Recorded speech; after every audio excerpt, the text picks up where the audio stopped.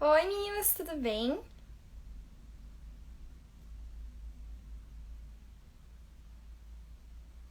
Doutor Guilherme já enviei pra.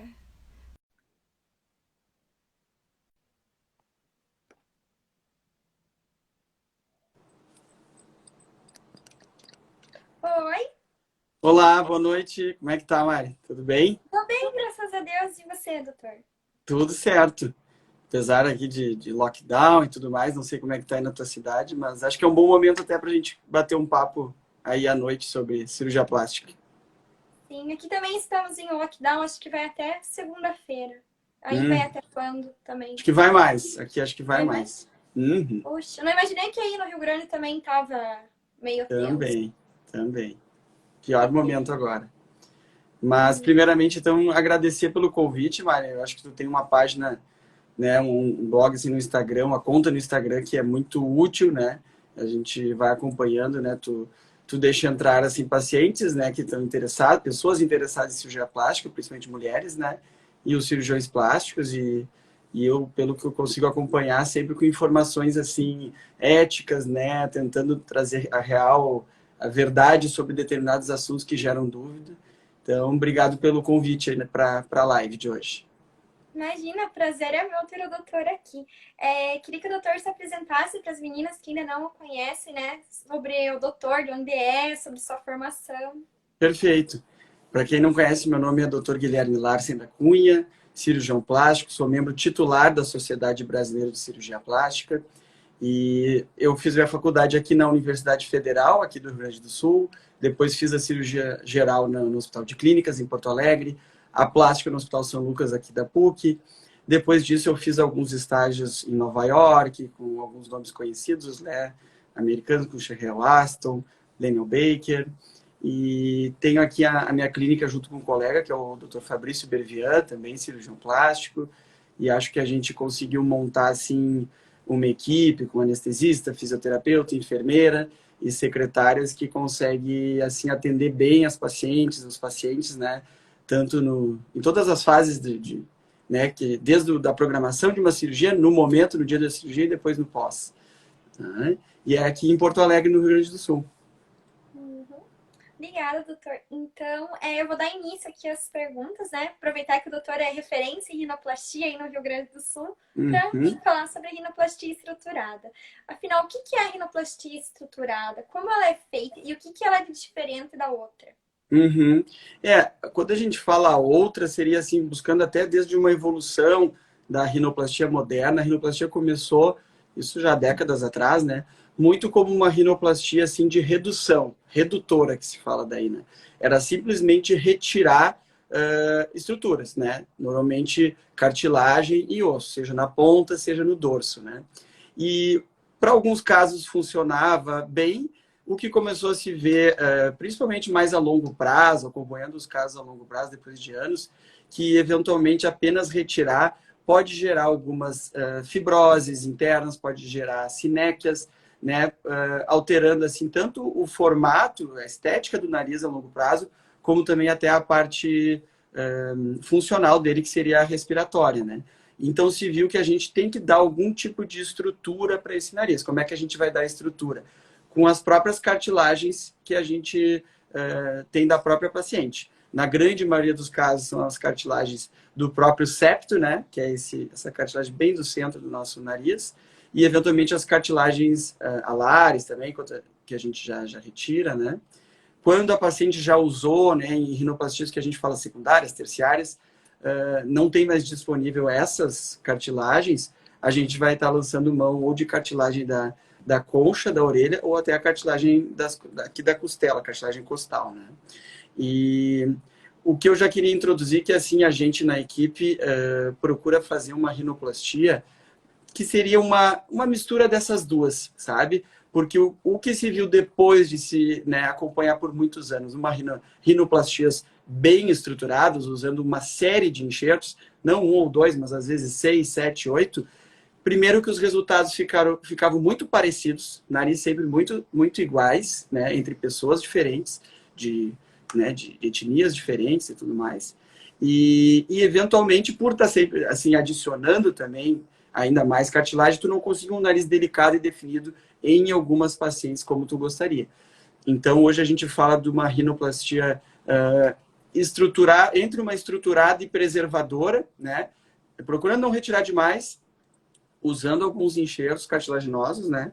Mas sem assim, tá... porque a gente sabe que o nariz, quanto menos tu precisar mexer, melhor, né? Ele vai ter depois um pós-operatório melhor, né? Até com menor edema, menor tempo de retorno assim às atividades, menor tempo de resultado final e também para não ter essas alterações depois de anos a longo prazo. Então aquele nariz pequenininho, minúsculo, nunca mais. Porque na verdade, na maioria dos casos, um nariz muito pequenininho e minúsculo vai agregar uma dificuldade respiratória para a paciente. Essa aqui é a questão. A menos que ela já tenha um nariz pequeno e a gente vai estar então trabalhando a partir, né, desse nariz que já é pequeno. Mas quem tem um nariz de um tamanho maior e querer diminuir muito assim, não ficaria legal. Até a maioria das minhas pacientes, graças a Deus, não recebo pacientes assim falando muito que querem um nariz pequeno. Isso não é o que elas vêm falando muito ultimamente. As pessoas já têm mais essa noção, as pacientes, né, até por seguirem contas do Instagram, como a tua e tudo mais, acompanham muito, elas já estão mais por dentro, não só na rinoplastia, mas em todos os outros assuntos de cirurgia plástica, né? E a maioria delas já fala mais ou menos o que é o que eu imagino, o objetivo que eu tenho de conseguir. É o mesmo nariz dela, mas com proporções menores, né?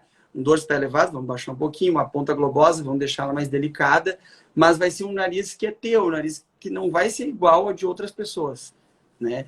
Acho que essa é a ideia que a gente tem que ter em mente quando opera um nariz, né? E para depois, assim, claro que quem conhece já a pessoa antes da cirurgia vai saber que ela teve uma melhora. Mas para quem venha conhecer essa paciente, não notar de cara assim que foi feita uma rinoplastia, né? Um resultado mais natural, né? Mais natural. O rosto da pessoa. Porque exatamente. às vezes um rosto grandinho, né? Mais cheio, e faz o nariz bem pequenininho ficar algo... Não vai combinar. Com certeza não vai combinar. Obrigada, doutor. Eu vou aqui para a próxima pergunta. Qual a diferença entre a rinoplastia aberta e a rinoplastia fechada? Pode ser feita estruturada, né? Essa é uma boa pergunta. A estruturada clássica, usando bastante um número elevado de enxertos, ela vai ser feita via de regra pela maneira aberta, que é aquela rinoplastia em que é feita uma incisão aqui na columela, essa parte de baixo do nosso nariz, e um descolamento para levantar, então, e ter um acesso direto a todas as estruturas. Essa é uma ótima técnica, na verdade, até falando de técnicas assim, não existe certa e errada, assim como numa mamoplastia, né, de aumento, uma prótese de mama, não existe o certo é por cima do músculo ou o certo é por baixo do músculo, né, ou dual plane, ou submuscular com alça lateral. Na verdade, acho que o cirurgião tem que dominar, conhecer todas as técnicas e conforme cada caso, cada paciente vai estar escolhendo. Isso é verdadeiro também para a rinoplastia. Eu prefiro fazer, quando possível, uma rinoplastia primária fechada, que a gente fala que não vai ter essa cicatriz aqui, não vai ter cicatriz externa nenhuma, a gente vai acessar tudo por dentro. Quando é uma rinoplastia secundária, terciária, principalmente defeitos da ponta, que a gente tem que... A ponta realmente ela é muito aberta, globosa, que a gente vai ter que deixar ela mais delicada e a paciente quer isso. Aí a gente vai ter que fazer a rinoplastia aberta para acessar melhor as cartilagens que formam a ponta aqui. Mas, se possível, até pela questão de menor edema pós-operatório, de chegar a um resultado já agradável para a paciente mais rápido no pós-operatório, eu prefiro a rinoplastia fechada. Obrigada, doutor. Aqui tem uma pergunta na live da Figueiredo. Quantas cirurgias o nariz negroide precisa para deixar afinado e arrebitado? Assim, primeiro, a gente sempre vai ter, até para evitar artificialismos e exageros, a gente vai ter um limite aonde pode chegar a partir do nariz que a pessoa tem inicialmente. Então, essa é uma pergunta importante mesmo.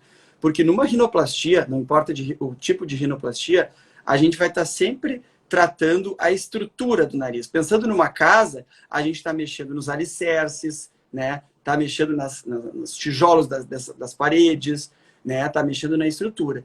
E o que recobre o nariz, que é a pele, que numa casa, digamos, seria o telhado lá em cima, a gente não pode mexer muito, porque a pele, se tu for querer afinar ela, tu pode ter uma necrose, pode ter uma série de complicações. Então, normalmente pessoas com nariz negroide, ou mesmo pacientes caucasianas que têm, pela miscigenação que a gente tem aqui no Brasil, né? Eventualmente tem a ponta, que a gente nota pelo exame físico que a ponta tem uma pele mais fina, a gente vai ter um limite de aonde vai poder chegar no resultado dessa paciente. Se ela vier com uma foto assim de um nariz super delicado, eu vou ter que dizer que não é possível chegar nesse resultado, né? Porque nem que a gente quisesse, né? Porque mesmo que deixe lá dentro tudo bem pontudinho assim, marcado, a pele por cima não vai demonstrar completamente essa angulação, tá? Mas isso, por um lado, eu acho até bom porque evita realmente os exageros. Mas só respondendo a pergunta também, normalmente a gente programa um nariz negroide para conseguir dar o resultado que a gente quer, de deixar mais harmonioso, fechar asas nasais e tudo mais, levantar a ponta, em um procedimento apenas. Mas claro que se trata de um nariz um pouco mais complexo do que outros, né? A rinoplastia, ela é conhecida na literatura médica por ser, entre todas as cirurgias plásticas, a que gera, assim, uma maior taxa de reoperações, né? E em alguns estudos chega até 40%. A gente, na nossa clínica, tem uma estatística de que isso é menor, ao redor de 18% a 15%. Mas, então, em nariz mais complexo, realmente, a gente eventualmente vai estar precisando de um segundo procedimento. Mas a gente nunca vai não vai com esse pensamento, assim, a gente vai já podendo fazer todas as manobras e técnicas necessárias no primeiro procedimento. O doutor falou de várias cirurgias, né, que acaba tendo que reoperar. Aqui na página, não sei se o doutor viu, mas tem uma menina que foi para a 5ª rinoplastia. Não sei como que é o nome, só sei secundária, terciária, área. Olha, até depois do 4, até eu nunca tive ouvido falar, né? Aqui internária, né? Mas, claro, ela tá indo, né, infelizmente, até mais para uma exceção, né, uma raridade. Eu nunca tinha visto realmente isso. Mas é possível, né? Infelizmente, se já numa primeira vez a anatomia foi muito alterada, as cirurgias subsequentes vão precisar mexer mais, né? Por isso que hoje em dia, eu acho que ela deve ter feito mais antigamente. Antigamente eles tinham aquela mania de colocar o nariz bem pequenininho, né? Hoje em dia já é mais cautela. Que nem isso, que era a rinoplastia né? apenas redutora, né? E hoje a gente faz essa mescla, assim, às vezes até desvios do nariz a gente consegue estar colocando enxertos para ajudar a deixar ele mais simétrico, né? Mas agindo realmente onde precisa, sem estar vindo assim e fazendo, toda paciente faz uma rinoplastia, eu vou botar os 8 enxertos de toda a armação. Não é por aí. Aqui falaram para uma tal, eu não sei se é homem ou se é mulher, Rafa da Cunha, entrar na live. Se quiser, pode entrar, que agora tem a opção de colocar 3 pessoas na live. A Rafa... Se o doutor quiser também aceitar, né? Sim, claro, não, por mim não teria problema. A Rafa é uma excelente, querida paciente que até nos ajuda em marcar consultas e tudo mais numa cidade aqui próximo de Porto Alegre, que é Cachoeira do Sul, que ela é muito conhecida lá. Mas não, com certeza, a Rafa fala super bem também. Mas vamos ver, tem várias perguntas por aqui também. Eu vi que tu me mandaste antes. Na próxima vez, né? Também, essas perguntas que tu me mandaste até antes, que acho que ao redor de umas 25 ou 30 perguntas, foi que as mulheres foram te fazendo ao longo da semana aí? Ou são perguntas que elas mandavam? Ah, tá. Perfeito. Eu achei muito boas. É uma pergunta que uma menina fez aqui agora na live. Sobre o limite de idade. Com que idade pode fazer a rinoplastia? Boa pergunta. A gente normalmente vai estar esperando ao redor dos 15 anos para estar fazendo uma rinoplastia. Antes disso, na maioria das pacientes, o nariz não vai estar assim completamente formado, né? Ainda pode ter alteração. E mesmo aos 15 a gente vai fazendo uma avaliação até de com quantos anos menstruou, né? Até a avaliação toda corporal, porque tem mulheres que com 15 anos realmente não são mais meninas, são mulheres, né? E às vezes tu vê que com 15 anos, até por uma questão psicológica também, né? Isso a gente vai levar em consideração Se é um nariz que é muito alterado, tem muitas alterações, está atrapalhando já, né? Começa a ter o bullying na escola. A gente vai, né, dar essa... Não, acho que de repente com 15 anos realmente já é possível, né? Se já tem um amadurecimento assim, psicológico nesse aspecto, se não vai aguardar um pouquinho mais também. E é um ótimo presente de 15 anos também, né? É verdade. Talvez melhor que viajar para Disney, né? Com certeza. Aqui perguntaram sobre como funciona a anestesia. Boa pergunta. A gente faz sempre com anestesia geral, né? Porque dessa maneira o tubo endotraqueal vai estar protegendo as vias aéreas, porque como a paciente está deitada, tem uma infiltração de soro, de anestesia que a gente faz ali no próprio nariz também, eventualmente algum sanguezinho que possa escorrer pela faringe, poderia ir para a traqueia, né, para os pulmões. Então, se tu tem esse tubo, tu está bem protegido. E eu já tive vários relatos de pacientes que tinham feito rinoplastias com sedação e anestesia local e acordaram durante o procedimento e, eventualmente, até tiveram reflexo de tosse. Isso é muito ruim, né, tanto para a paciente como para o próprio cirurgião, para se concentrar no procedimento. Mas é um procedimento que dura, em média, ao redor de 1h30, né? Dependendo de alguns narizes duram 1 hora. Se tem que colocar, né, um nariz mais desestruturado, aí vai passar de 2 horas, né? Se tem que retirar um enxerto de costela, então vai para 3 horas. Mas o bom da anestesia geral é que as pacientes já acordam, né, já na sala de cirurgia, assim, na saída da sala de cirurgia já estão acordando, sala de recuperação já estão com memória, já estão lembrando de tudo. Acaba a gente também tem bastante confiança nos nossos anestesistas, principalmente o Dr. Diego Guini, Dr. Lucas, Dr. Marcos, e as pacientes passam muito bem. Aqui tem uma pergunta em relação ao tempo ainda. Se ela pode fazer ortognática, lift e rinoplastia em uma só vez. Com certeza não, tá? Pelo menos assim, estou falando na minha prática, mas que eu considero a mais segura. A rinoplastia é até uma cirurgia quando não é um nariz complexo, nariz primário, como eu falei, vai demorar entre 1 hora e 1h30. Então, a gente tem a possibilidade de estar associando ela com outras cirurgias, mas não cirurgias muito grandes e, eventualmente, ainda no mesmo local, que é a face. É muito mais comum a gente estar associando a rinoplastia com uma prótese de mama, eventualmente até com uma lipoaspiração numa paciente que está no peso adequado, mesmo com uma lipo HD, mas que é só para fazer as marcações mesmo e dar contorno, é possível também, né? Então, assim, a gente vai cuidar para o tempo cirúrgico não passar de 3 horas, 3h30. Obrigada. Perguntaram também em relação se existe uma idade máxima para fazer a rinoplastia. Não, isso não. Até como as outras cirurgias plásticas, a gente vai sempre fazer uma avaliação até fisiológica, não levando só em consideração a idade cronológica, mas a idade fisiológica. Então, vamos pedir avaliações, né, tanto de cardiologista, eventualmente de endocrinologista, para ver como é que está o estado desse paciente, mas com certeza apenas a idade não é uma contraindicação. Obrigada, doutor.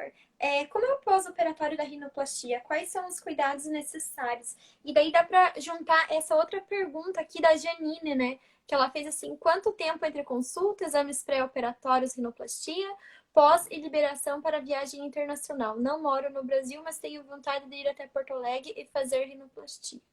Não, legal. Até para responder ela, a gente tem cada vez mais pacientes fora de Porto Alegre, tanto assim de todo o estado do Rio Grande do Sul, São Paulo, temos muitos pacientes que vêm, tivemos agora há pouco de Minas Gerais, e fora do Brasil, principalmente Estados Unidos, mas volta e meia já tivemos pacientes, normalmente brasileiros, por exemplo, que moram na China, moram no Japão, moram em outros países, né? Mas Estados Unidos realmente é o país que mais vem aqui operar com a gente.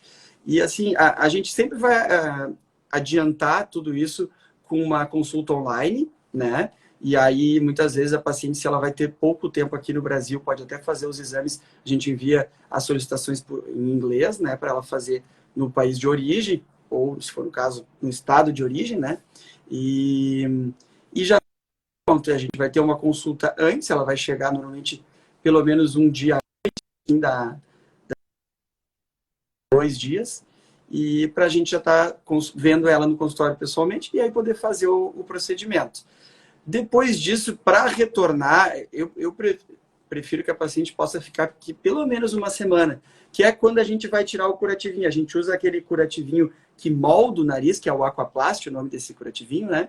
E esse curativo vai ser retirado normalmente em 7 dias. E aí eu vou colocar mais um novo curativo, que é apenas um micropore cor da pele, e vai ficar com esse curativo por mais 7 dias. Depois de 14 dias, já não tem curativo mais nenhum no nariz. Outra pergunta bem frequente que as pacientes fazem é se a gente usa os tampões, as pacientes têm muito medo, porque realmente era algo que se utilizava muito no passado, acho que alguns ainda utilizam hoje, a gente não utiliza, e dá uma sensação ruim, né? Porque, na verdade, as nossas pacientes, na grande maioria, saem respirando pelo nariz mesmo, já da cirurgia, do hospital. E como até a própria Rafaela colocou ali antes, que é o que todas as pacientes... É difícil em cirurgia plástica, até em medicina, a gente falar sempre e falar nunca, né? Porque existem muitas variáveis, né? Mas realmente uma coisa que a gente consegue falar para os pacientes é que não vai sentir dor assim, no pós-operatório de uma rinoplastia. Claro, vai ter aquela sensação de inchaço, aquele roxo, muitas vezes aqui abaixo dos olhos e tudo. Até aqui o lábio superior também incha, mas dor realmente acaba não sendo um problema. Isso é muito bom. Aqui um comentário da Jéssica, ela falou que ela já saiu respirando melhor. A Jéssica fez a rinoplastia conosco na terça-feira. Hoje é quinta, tá no segundo. Tá no segundo pós-operatório dela, então. E que bom que ela tá bem. Obrigada, doutor. Onde ficam as cicatrizes? Quais cuidados devemos ter para não ter complicações?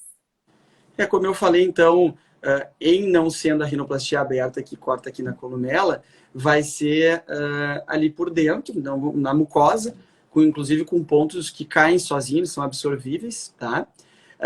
Uma coisa que é muito comum a gente fazer é o estreitamento das asas nasais, muito conhecido como alectomia, né? Aí vai ter uma pequena cicatrizinha, mas que normalmente fica bem nessa dobrinha. Ela começa na dobrinha e vai para dentro.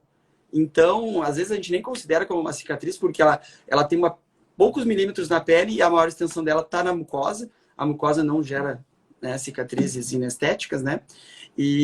Mas é um procedimento que vale muito a pena, porque é muito comum depois de tu levantar um pouco a pontinha e baixar o dorso, que as asas nasais pareçam que estão mais abertas aí. Então a gente dá aquela leve fechadinha.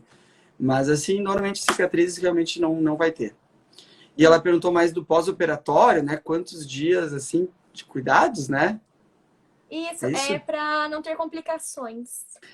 O principal, assim, com certeza, nos primeiros 10 dias, a paciente vai ter que cuidar para não baixar a cabeça, não fazer esforços, não pegar calor, né? Pegar sol, não ter calor próximo direto, né? E são cuidados bem importantes, tá? Nos primeiros dias.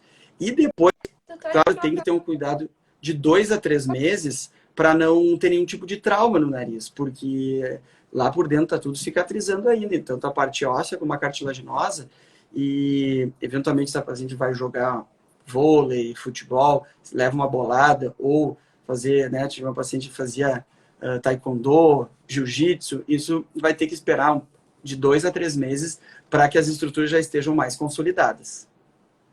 E o resultado final é depois de um ano e meio? Exatamente. É importante também falar sobre isso, porque a rinoplastia é considerada até a parte de outras cirurgias, né, corporais, que a gente normalmente fala de 6 meses, 6, 7 meses para ver o resultado final.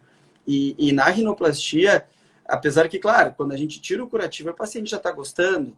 Com um mês, ela está gostando bastante também, mas ainda nota uma variação de áreas. A paciente fala, doutor, ontem eu acordei, ele estava tribulante, mas hoje eu acordei de novo, ele já está inchado. É o edema faz isso. O edema, ele é transitório e ele vai, assim, um dia aparecendo, outro dia não. E cada vez vai saindo mais. 6 meses já está um resultado bem mais próximo do final, mas algumas pequenas questões, às vezes, vai ser só, nem normalmente até na ponta, a ponta é o último local a desinchar, vai ser após um ano. Obrigada. Doutor, tem uma pergunta aqui que nunca apareceu. É possível aumentar o lábio superior com a rinoplastia? Essa é uma pergunta interessante que as pacientes às vezes fazem. Acho que elas conversam com amigas que fizeram e no início, realmente, às vezes, tem a questão do edema. Bem dizer, todas as pacientes, né, pensam que até o lábio aumentou um pouquinho pela questão do edema. Mas o que acontece é que existe um músculo que liga o nosso lábio à ponta do nariz.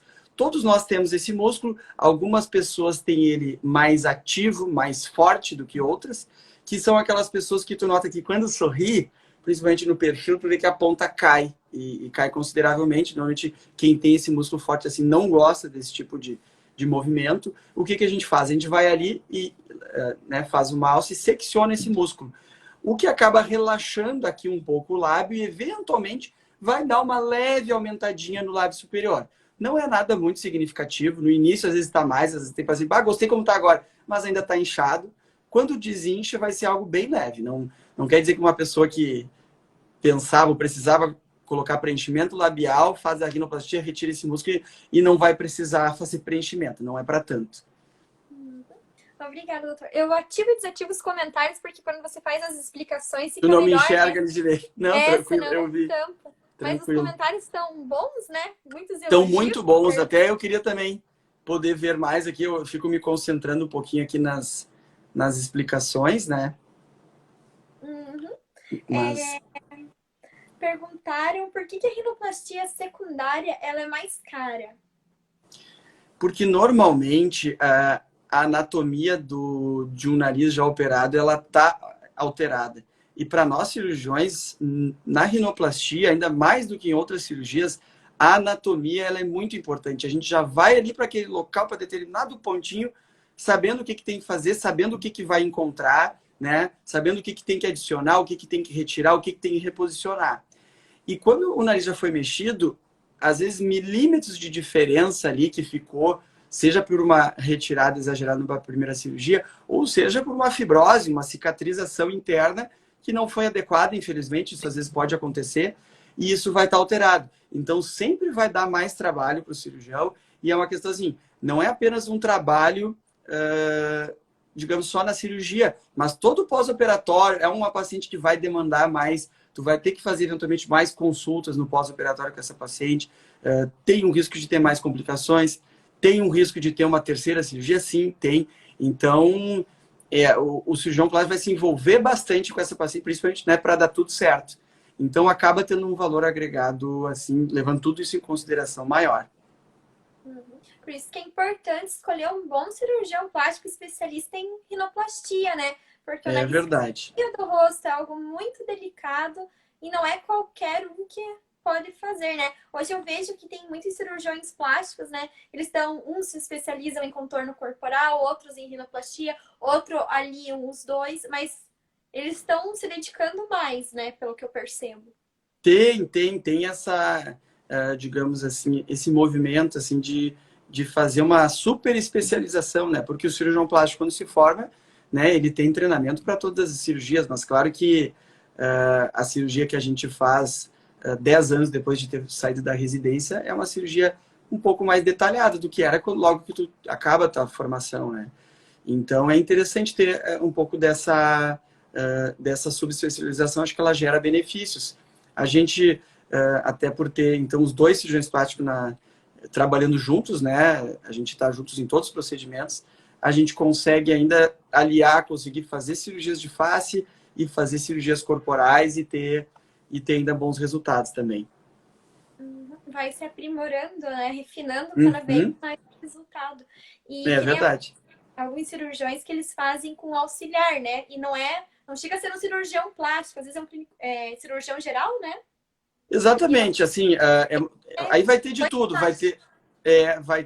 às vezes vai ter um auxiliar que é técnico de enfermagem, que é instrumentador, vai ter um auxiliar enfermeiro, vai ter um auxiliar, às vezes, médico, mas não da cirurgia plástica, vai ter, às vezes, um auxiliar que é cirurgião plástico, mas recém-formado, ou até mesmo um residente, né?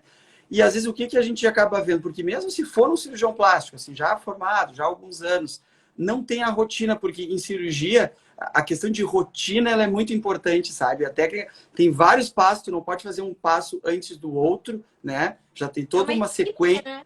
é uma equipe. E quando tu já trabalha com a mesma pessoa assim há muitos anos, realmente tu vai já tem uma sinergia de não se perder tempo, né? E não tá fazendo nada desnecessário. Então até gera uma cirurgia de menor tempo cirúrgico, mais segura e com resultados mais confiáveis também. Obrigada, doutor. A próxima pergunta aqui. Só aqui. Eu já estou vendo, agradecer, estou vendo que tem várias pacientes aqui que estão comentando, agradeço bastante, elogiando tanto a mim como toda a nossa equipe. Principalmente estou vendo vários pacientes assim das últimas semanas. Muito obrigado por estarem assistindo e também comentando aí. Eu vi, só da questão da recuperação, antes, quando eu vi que teve alguém que perguntou a questão de retorno a atividades físicas, né? Que isso é importante também. A pergunta era essa. Era, perfeito. Então, a sinergia está boa aqui também.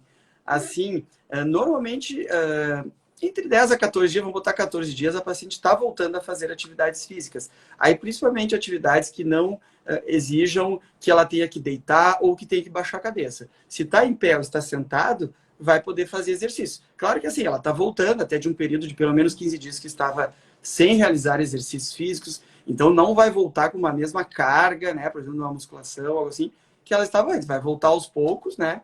Mas se não está baixando a cabeça, já está voltando a fazer uma série de exercícios, tá? E como a gente falou, tem a questão de evitar traumas, né? Mas até para corridas, assim, ao redor também de 20 dias, 25 dias, já pode até estar correndo também. Obrigada.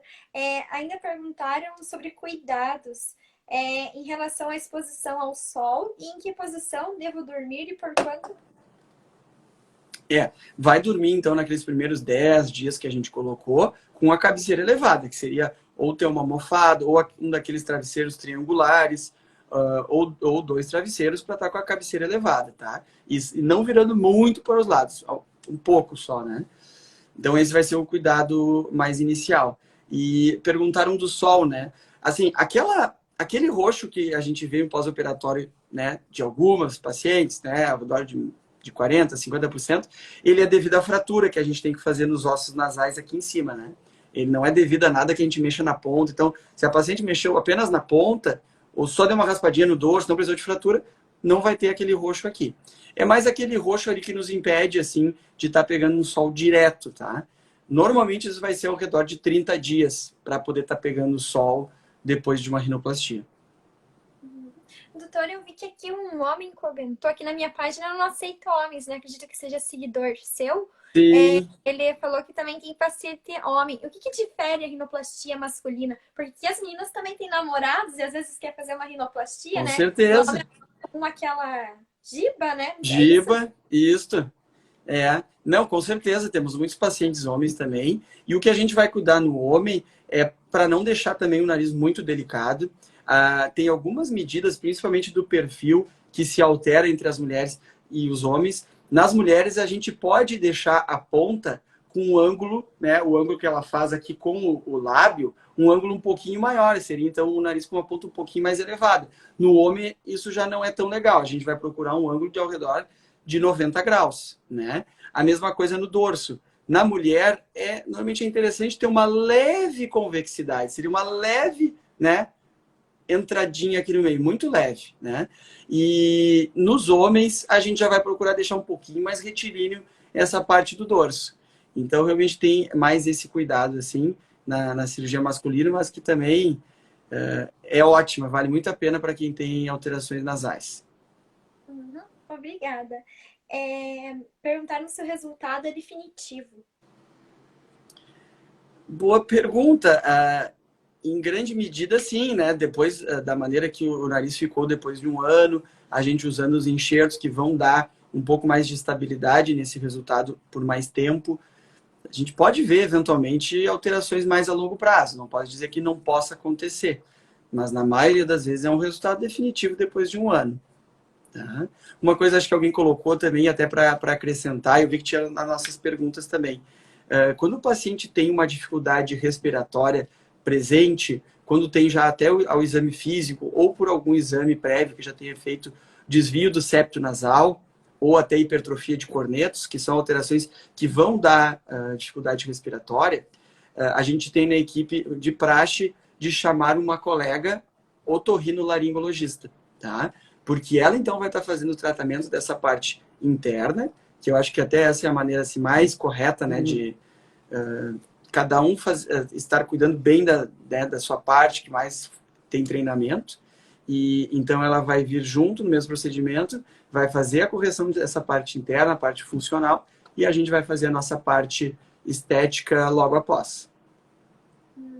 Obrigada, doutor. Veio mais uma pergunta ali que eu também nunca vi. Sobre calos após a rinoplastia. O que é isso? O que após? Não entendi. Calos. Calos. Eu vi quando passou ali. É verdade. Isso pode acontecer. Quando a gente está falando especificamente de calos, a gente está falando da parte óssea do nariz, que é a parte do dorso, que a gente chama do terço superior, a parte mais alta aqui do nariz. O que acontece? Quando a gente quer baixar um dorso, e principalmente um dorso mais avantajado, a gente vai ter que dar uma boa raspada e esse dorso, então, ele vai ficar quadrado, tá? Então, para não deixar o nariz quadrado aqui nessa região, aí que vem a necessidade da fratura. E a fratura, então, vai ser feita aqui nas bases dos ossos nasais, um de cada lado. Vai ser feito aqui e aqui, tá? Então, essa fratura vai fazer, então, com que as paredes ósseas laterais se encontrem novamente aqui na parte de cima, deixando o nariz mais delicado. O que acontece é que, como qualquer outro osso do nosso corpo, seja quando uma pessoa quebra um osso do braço, por exemplo, no processo de cicatrização e de união de um osso com o outro, o nosso organismo vai formar uma cicatrização óssea exagerada, que seria o calo. Então, em vez de ficar bem lisinho, ele, pelo menos inicialmente, quase sempre ele vai ficar com uma leve ondulaçãozinha, que é aquela cicatriz exagerada. O mais comum de acontecer, depois de alguns meses, é que essa cicatrização óssea exagerada, que a gente palpa como um calo, ela vai também diminuir, assim como uma cicatriz, às vezes, de mama, que no início a gente sente que está mais durinha, mas depois passa alguns meses e ela fica mais fininha de novo. Isso também vai acontecer. E existem, infelizmente, os casos em que, eventualmente, a gente não consegue controlar, não sabe exatamente porquê, e essa cicatrização, o calo até diminui um pouco, mas não tanto para não ficar aparente. E aí vai precisar de um novo procedimento para dar mais uma leve raspadinha ali. Ele fica tipo uma pontinha, assim? Assim? Pode, às vezes, quando tem a pontinha, daí já é um pouquinho diferente. É quando alguma dessas fraturas que foram feitas, ou das raspagens, das retiradas ósseas, foram um pouco irregulares, sabe? Tirou de uma maneira que não ficou retinho, ficou com uma ondulaçãozinha, ficou com uma espícula, que a gente chama. E aí, eventualmente, vai ser palpável. O que a gente fala é que isso, às vezes, se ela é apenas palpável e não é visível, não é perceptível a quem olha, normalmente isso não é problema. Mas, claro que se ela é perceptível, também vai exigir algum novo procedimento. É que eu notei no meu nariz, eu não tenho rino, mas eu acho que talvez eu tenha batido alguma coisa. Pode, eu ia dizer, é muito comum, pode ter batido, aí fraturou e aí ficou alguma pontinha ali, sabe? É muito comum, assim. Tem uma agulhinha ali dentro. É que tu deve ter um osso bem fininho, bem delicado, então ele salta ali pra cima e chega a parecer que é bem pontiagudo, né? Obrigada, doutor. Também tirou minha dúvida. Perguntaram aqui sobre qual o tempo de internação. Boa pergunta. Como eu estava falando, a cirurgia normalmente vai demorar, numa média, 1h30, e a paciente vai ficar mais 5 a 6 horas na sala de recuperação. Depois disso, ela está liberada para ter alta. Então, é difícil, a menos que tenha alguma cirurgia associada. Se é apenas a rinoplastia, e falando principalmente também de rinoplastia primária, a paciente vai ter alta no mesmo dia da sua cirurgia, vai ter alta do hospital. E se a pessoa, a paciente, no caso, tiver algum preenchimento com ácido hialurônico, alguma coisa assim, tem que ser retirado para fazer a cirurgia?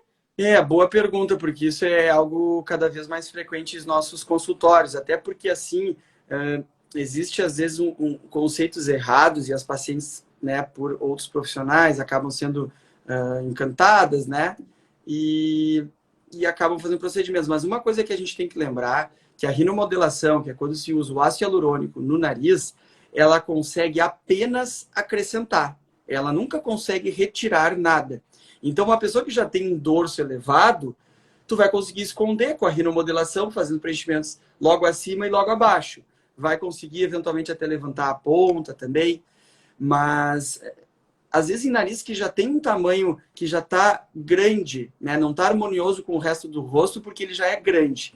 E aí tu vai acrescentar mais volume, às vezes, mesmo que tu esconder um pouquinho aquele dorso, o nariz fica com dimensões maiores ainda, então não fica um resultado harmonioso e natural. Então, eu acho que a primeira coisa é ter cuidado com isso. E quando o paciente já fez, né, mesmo, né, com uma rinomodelação que estava bem indicada, ficou bem feita, mas o que acontece muitas vezes? A paciente vê que, eu adorei como estava, mas não quero estar fazendo a cada um ano esse novo preenchimento. Então, vou fazer uma rinoplastia que seria um resultado mais duradouro. E então, isso pode às vezes nos atrapalhar, né? Porque mesmo que a gente possa retirar o ácido hialurônico com a enzima, com hialuronidase, a gente não tem certeza se conseguiu retirar tudo, principalmente se não fui eu, né? Se não foi o próprio cirurgião que fez aquele preenchimento, não sabe exatamente os pontos em que foi colocado. Então, via de regra, o melhor é esperar que esse preenchimento seja reabsorvido ao redor de um ano, para daí poder fazer. Então, quem está pensando em fazer uma rinoplastia, em breve, que seria num prazo dentro de um ano, melhor não fazer uma rinomodelação. E eu não sei onde que eu li, se foi aqui na página, algum cirurgião postou alguma coisa assim, que o ácido hialurônico, com o tempo, ia deixando a pele mais fina.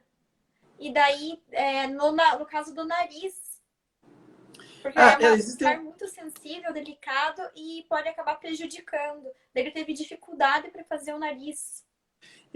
O que acontece? Existem estudos agora mais nesse sentido. O que acontece, na verdade, é que sempre que tu está colocando ácido hialurônico, e principalmente numa pele delicada, como é a pele do dorso nasal, tu tá entrando com uma agulha, eventualmente vai ter algum sangramentozinho, um pequeno hematomazinho, e tudo isso pode gerar uma fibrose ali. Na verdade, não é nem tanto a pele que fique mais fina, mas está gerando fibrose nesse subcutâneo. Então, vai estar até se assemelhando a uma rinoplastia, a um nariz que já sofreu uma rinoplastia, entendeu? Pelas fibroses internas de tantas agulhinhas, hematomas que foram reabsorvidos. Então, vai fazer aquela pele grudar no osso aqui nessa região, onde é importante a gente estar descolando de uma maneira adequada. Então, realmente, quem já fez, né, várias vezes, subsequentemente, pode gerar certa fibrose que vai gerar um pouquinho mais de dificuldade na cirurgia. Normalmente, depois apenas de um procedimento, uma vez, eventualmente duas, a gente não vai notar tanto isso, mas quem já fez mais vezes, a gente pode notar.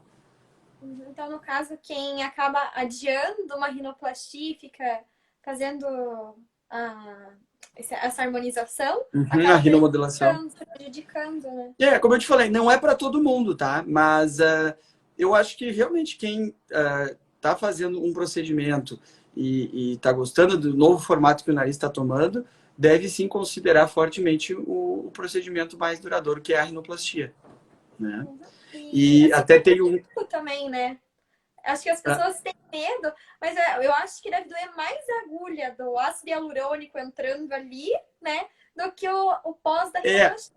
Tu me fez lembrar o que eu falo para as pacientes quando elas estão prestes a dormir, né? Quando o anestesista está começando o trabalho dele para a gente fazer a cirurgia. A única picadinha que ela sente é aquela de pegar a veia aqui no braço. Né? Então, na verdade, às vezes é a maior dor que ela vai sentir é aquela ali.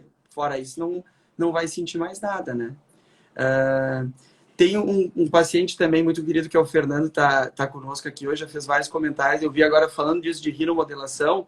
Graças a Deus tenho visto menos, mas assim, algo que realmente não se deve fazer.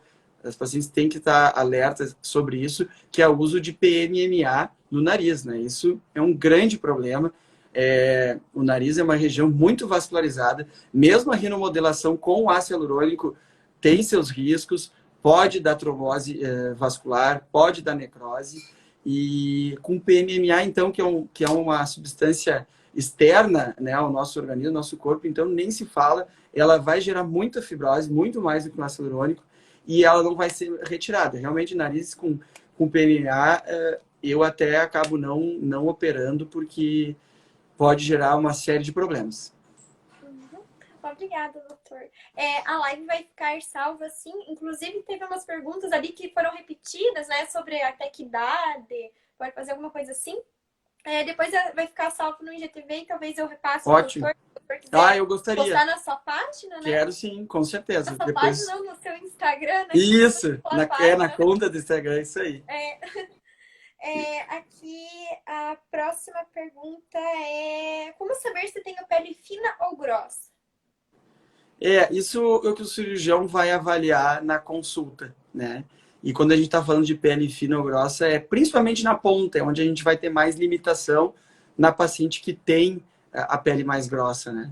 Então, para isso tem que marcar uma consulta com o cirurgião plástico, especialista em nariz. Obrigada. Falaram sobre o uso do Rocutan. Por que ele é indicado antes e depois da cirurgia? Não, eu tinha visto essa pergunta que tu me enviou ali.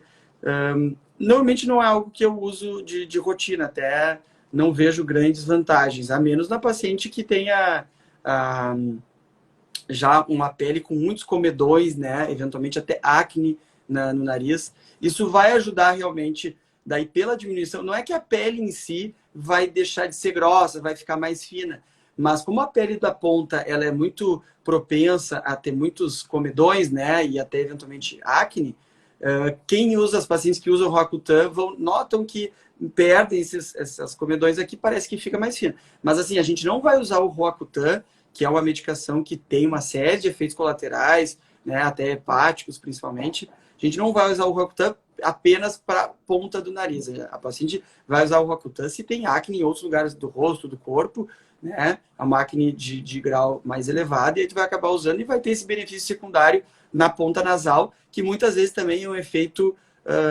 temporário, né? Porque, claro que os pacientes notam que não voltam a ter acne em outras regiões, quem já usou o Roacutan, mas para ponta nasal isso não é tão verdadeiro. Uhum. Obrigada, doutor. Obrigado. Em relação à limpeza de pele, pode ser feita quanto tempo depois? Ao redor de 30 dias, assim, para a gente estar fazendo limpeza de pele. Porque muitas vezes a limpeza vai exigir alguma, né, tração do nariz ali, então vai ser ao redor de 30 dias. Aqui eu acho bem interessante reforçar isso. A Tassiana falou: rinomodelação é a área campeã em necrose, né? Por isso a importância da escolha dos profissionais. Como a gente estava falando, né? O nariz é um local que tem muitos vasinhos, muitas artérias, muitas veias, é muito vascularizado, então é importante saber a anatomia, saber a cama que se pode usar, e a agulha, né? O produto adequado. Tem outra paciente querida também, que inclusive atende pós-operatório de algumas pacientes nossas aqui na Grande Porto Alegre, que é a Kaira. Ela perguntou ali sobre preenchimento nas olheiras. Eventualmente as pacientes têm essa dúvida se vai alterar, se vai atrapalhar. Isso não tem muita relação. A gente pode fazer o preenchimento em olheiras mesmo antes da cirurgia, né? E assim como pode fazer depois também. Então, apesar de serem áreas que estão muito próximas, né? A gente vão ter tratamentos diferentes. Então, a gente pode já fazer mesmo antes. Uhum. Eu acho que eu achei que eu Tudo bem? sempre me ataca. E quando eu tô fazendo live, me ataca, rinite. Mais ainda. Acontece, né? Tá com o ar-condicionado. Eu tô com o Desculpa. ar-condicionado em cima aqui também. Daqui a pouco vai me dar vontade de espirrar também. Aqui perguntaram se existe algum impedimento que leve o paciente a não realizar a cirurgia. Olha, vou te dizer que o mais comum atualmente é o teste do Covid positivo, né? Então, isso é uma coisa que a gente tem feito aí nos últimos tempos aí de paciente fazer o teste do Covid. Agora a gente tem o PCR rápido, que está sendo feito na chegada das pacientes ao hospital. E até essa semana mesmo a gente teve uma paciente que teve a sua cirurgia cancelada porque teve o teste positivo. Então, esse seria uma questão. Claro, tem todos os outros exames que a gente sempre pediu, né? Já sempre pede há muitos anos, que são os laboratoriais, se não tem anemia, exame de coagulação, função do rim, glicose, né? Eu sempre peço também uma avaliação de um cardiologista, que vai fazer pelo menos um eletro, vai auscultar a paciente. Então, a gente vai fazer essa avaliação da saúde da paciente em si, avaliação clínica prévia, né? E para daí estar levando a paciente para o hospital e para anestesia. Obrigada. Aqui tem uma pergunta ainda relacionada com gripe. O que acontece se pegar uma gripe porventura após a cirurgia? E com certeza não é legal ficar tossindo, espirrando muito no pós-operatório. Você vai eventualmente até gerar algum sangramento a mais, né? Algum hematoma que pode acontecer. Então a gente vai usar medicações de suporte, né? De gripe a gente só consegue usar as medicações sintomáticas, não existe um tratamento, né, digamos, curativo, e para controlar os sintomas e esperar passar. Mas graças a Deus normalmente não é um problema frequente. Uhum. Obrigada. Perguntaram aqui, depois de quanto tempo são retirados pontos? Isso é outra boa pergunta. Eu falei rapidamente anteriormente. Principalmente os pontos internos são pontos absorvíveis que acabam caindo sozinhos, tá? Que na verdade são a maioria dos pontos. E muitas vezes são os únicos. A gente só vai ter alguns pontos para retirar quando faz a alectomia. São pequenos pontinhos que são mais finos que um fio de cabelo e a gente vai estar retirando entre 7 a 10 dias, né, no pós-operatório. Mas se é uma rinoplastia que não precisou nem de alectomia, só questão de dorso e ponta mesmo, muitas vezes nem tem nenhum ponto para tirar. Obrigada, doutor. Perguntaram aqui... Peraí que eu me perdi no meio das perguntas aqui agora. Você pode fazer outra cirurgia junto com a rinoplastia? Isso foi o que a gente comentou anteriormente, a questão de poder fazer principalmente cirurgias que não sejam muito longas. Uma prótese de mama, então uma mastopexia, uma lipoaspiração de médio porte. Isso são todos os procedimentos bem comuns. Uma otoplastia, eventualmente uma blefaroplastia. São procedimentos bem comumente associados à rinoplastia. No caso, a paciente também pode fazer uma harmonização facial junto? É comum fazer, tipo, nariz, aumentar os lábios? Ou... Algo muito, muito comum, assim, que é muito indicado para algumas pacientes, é que a gente chama de perfiloplastia, que seria estar melhorando o perfil da paciente. O nariz é uma das cirurgias que vai melhorar o perfil, mas é muito comum a paciente que tem um nariz grande, até... Porque se a gente fosse falar mais de como é que surge o dorso nasal elevado em alguns pacientes, na verdade é muito comum o paciente ser um respirador bucal, que aí vai ter um palato mais alto, o palato ogival, que vai empurrar esse dorso e aí a gente vai notar aquela giba óssea e cartilaginosa aqui em cima. E devido a ser um respirador bucal, isso já desde a infância, né? Ser um respirador bucal, o queixo não vai, o mento não se desenvolve muito, fica com o queixo para dentro. E muitas vezes tu vai operar o nariz, vai ficar muito bem, mas se tem o queixo para dentro, o rosto como um todo ainda não vai estar tão esteticamente legal. Então também é muito comum a gente colocar próteses de mento, né, junto com uma rinoplastia, né? E quanto à harmonização, é possível fazer sim. O que eu tenho, porque eu faço bastante harmonização no consultório também, o que eu tenho considerado é que tem alguns pontos mais específicos, mais detalhados da harmonização, que eu preciso tanto do tônus facial do paciente, como também da mímica. Eu peço para sorrir, peço, né, para mostrar os dentes, para fechar os olhos, para abrir os olhos, e para sentar, para deitar. Então, isso quando o paciente está numa anestesia geral, ele está sem tônus na face, e isso pode, às vezes, nos atrapalhar um pouquinho. Então, existem alguns procedimentos, preenchimentos mais profundos, ou até estimuladores de colágeno, a gente faz e faz com bastante frequência. Agora, às vezes, uma olheira, um suco nasogeniano, alguma coisa assim, eu até prefiro fazer no consultório para ter maior detalhamento. O nosso tempo aqui está acabando. Queria agradecer ao doutor pela live. Adorei. Muito obrigado. Eu também adorei. Foram... rinoplastia. Eu lembro que quando eu era mais novinha, eu já sou mais velhinha, assim, mas acho que uns 10, 15 anos atrás, eu lembro que o Rio Grande do Sul sempre foi referência, né? Em profissionais para temos ótimos cirurgiões de nariz aqui. Das misses, né? Todas verdade. Nós temos algumas misses aí, tanto a Miss Brasil até a atual Miss Brasil, né? Que é nossa paciente, a Julia Gama, muito querida, e estamos aqui torcendo para ela no Miss Universo agora no mês de maio. Também é uma delas muito... Ela também eu posso falar aqui porque ela falou abertamente também e a gente tem uma relação muito legal. Então, a gente é bastante procurado realmente aqui no Sul para isso. Então é isso. Obrigada, meninas que participaram. Meninos também, né? Seguidores. Com certeza. Obrigado pelos pacientes todos aí que estiveram presentes. Tanto pacientes antigos, novos, pacientes, pessoas que estão pensando e programando sua rinoplastia, né? Foi um prazer estar falando e até breve. Até breve. Tchau, boa noite. Tchau, boa noite.